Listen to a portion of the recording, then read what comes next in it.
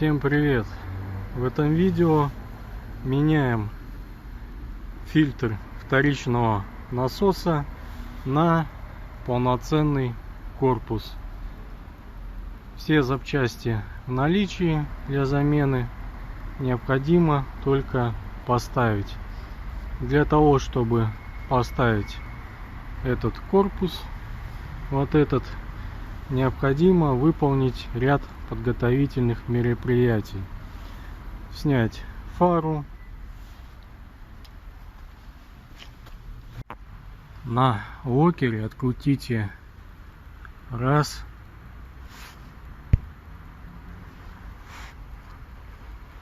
два, три, 4, 5, 6, 7, 8, 9 болтов и снимите его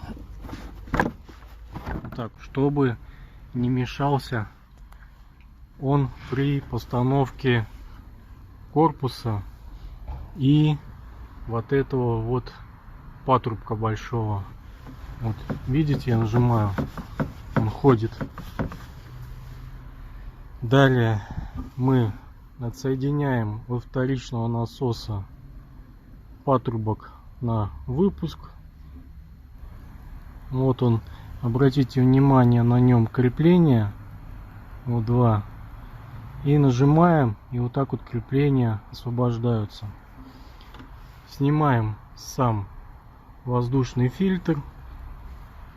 Чтобы его снять, рекомендую вот здесь вот пройтись горелкой, нагреть вот этот пластик, и тогда вы его снимете вот с этого крепления. Сидит очень крепко. Далее нам необходимо засунуть вот этот вот патрубок вот в это отверстие. Вот этот вот воздуховод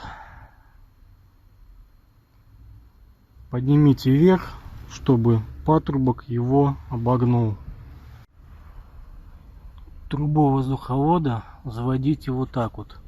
Забыл вам сказать, отсоедините шлейф проводов от вторичного насоса. Только так снизу труба войдет. После того, как труба установлена, одеваем резиночки и ставим корпус. Нам необходимо соединить корпус с воздуховодом. После того, как корпус воздушного фильтра соединен с патрубком, закручивайте этот болт.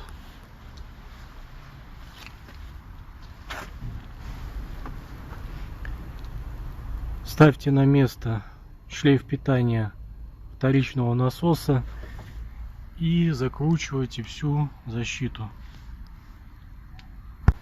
Ставим фильтр, закрываем корпус, накидываем воздуховод вот так вот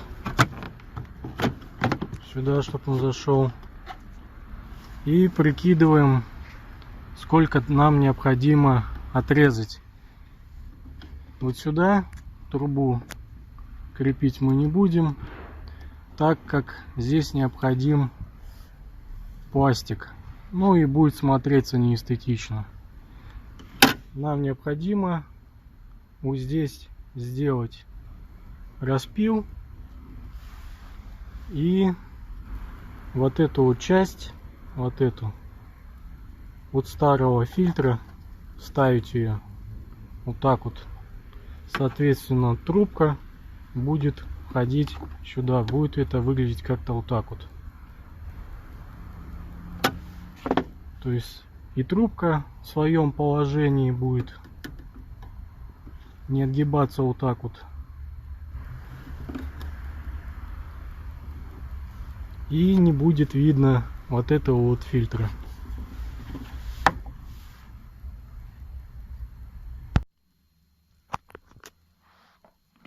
Получилась вот такая вот вставка. Это от старого фильтра. Вот это тоже убираем Как я ее сделал? Разделил старый фильтр, высунул всю бумагу, канцелярским ножом срезал воздуховод. Далее при помощи горелки соединил вот эти вот две части. Далее прошелся паяльником, заделал все швы, как с наружной стороны, так и с внутренней.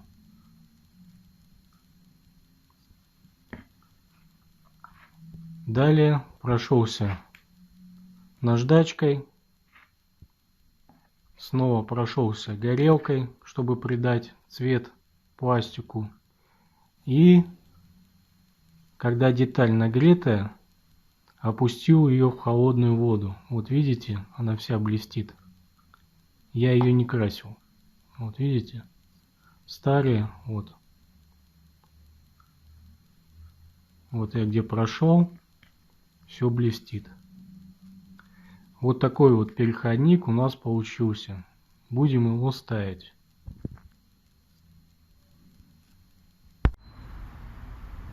После того, как я начал ставить этот переходник, оказалось, что вот эта вот трубка сильно выпирает. Я обрезал вот такой вот кусок. Вот ее верх, то есть вот так вот. Вот видите? Вот до вот этих вот меток. Соответственно, закрепил фильтр.